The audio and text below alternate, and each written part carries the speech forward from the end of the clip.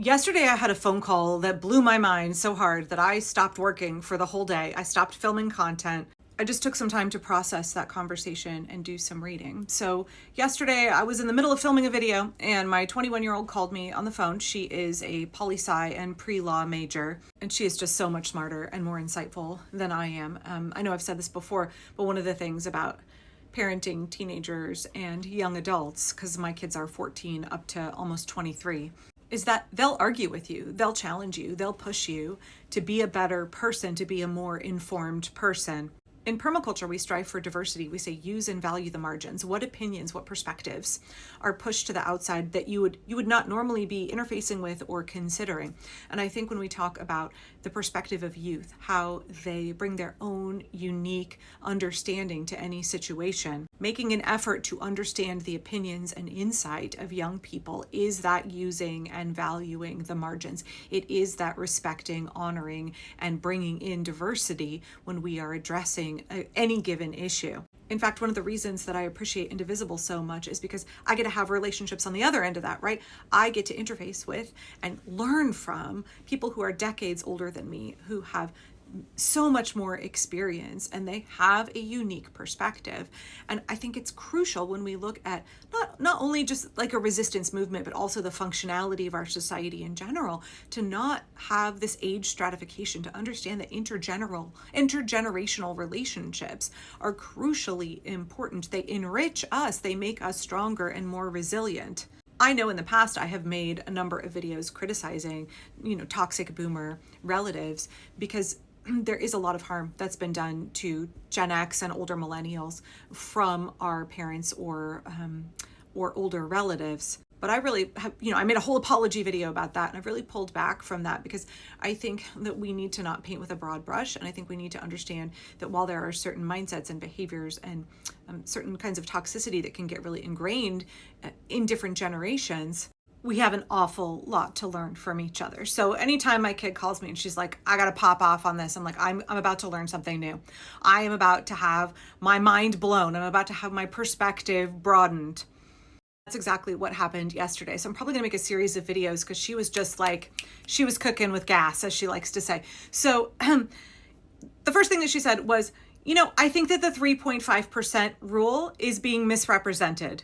She was like, you guys are misrepresenting the 3.5% rule. And by that, she meant social media creators. I thought I understood what she meant because I have actually made a couple of videos on this very subject. So the 3.5% rule was put forward by Dr. Erica Chenoweth to describe what they noticed in the data when looking at nonviolent resistance movements, either societies that are trying to resist authoritarians or are trying to topple authoritarians through nonviolent means. They found that historically the threshold at which the autocrat fails is when 3.5% of the population is engaged in sustained resistance.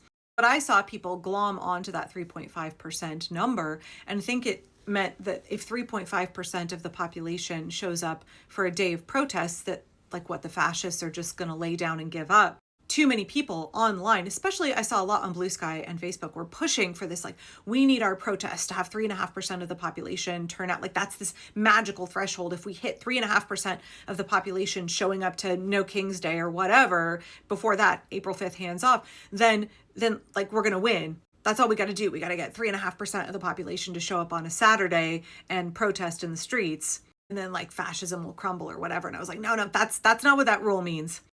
It means that historically, when 3.5% of the population is engaged in sustained strategic resistance, not just one day on a Saturday, it's not just people showing up for one day, it is at least 3.5% of the population actively resisting, day in, day out, working to erode the pillars of support, refusing to be compliant with the regime.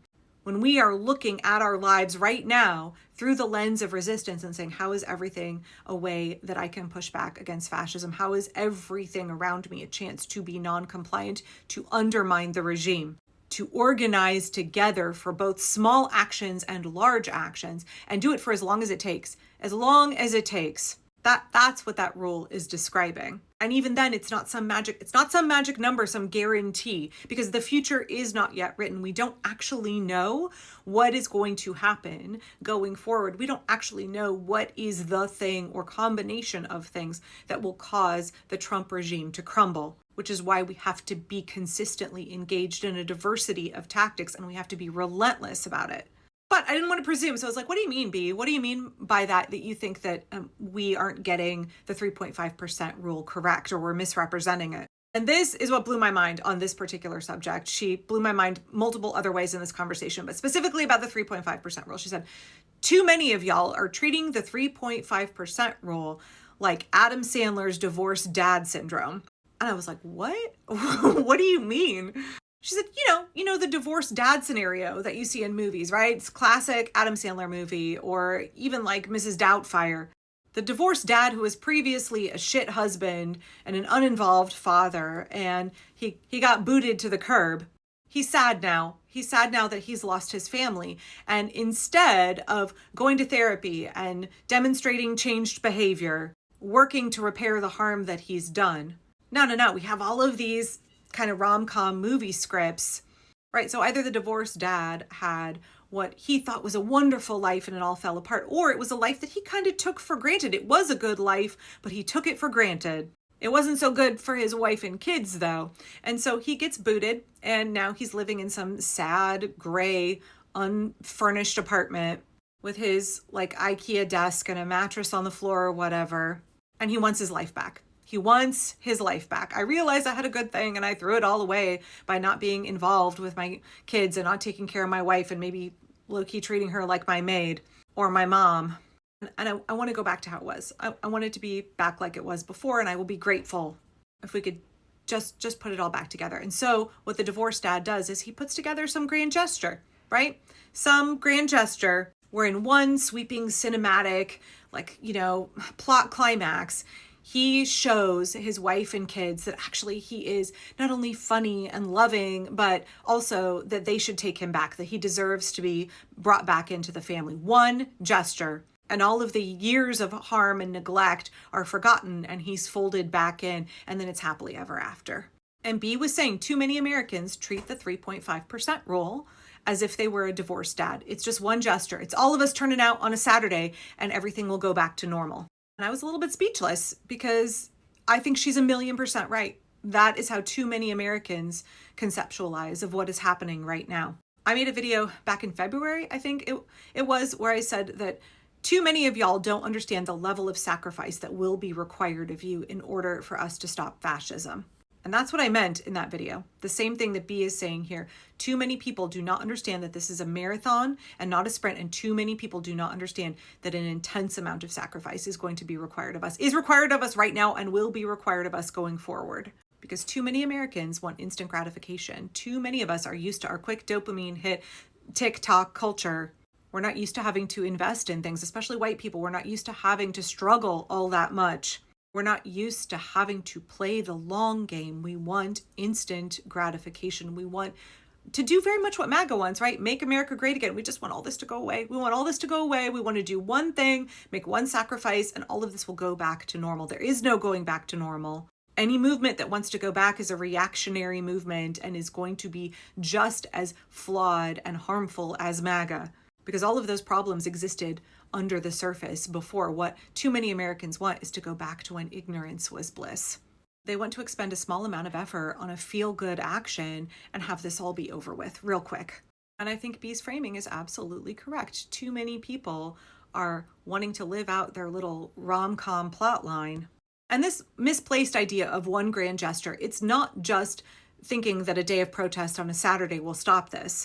It's also the belief that all of this will end in the midterm elections, that if we just show up and vote, that all of this will go away. While it's really necessary that we both protest and vote, there is no one grand gesture that will stop all of this. That is a misguided and naive notion of what is required of us to stop this. And it's unfortunate that we are all living through this moment where so much is being asked of us. But we get to rise to the challenge now. We get to rise to the challenge. Because there is no one grand gesture. It is slowly chiseling away. It is day after day after day of work and sacrifice. that will bring us the reward of being able to restore democracy and make a better America.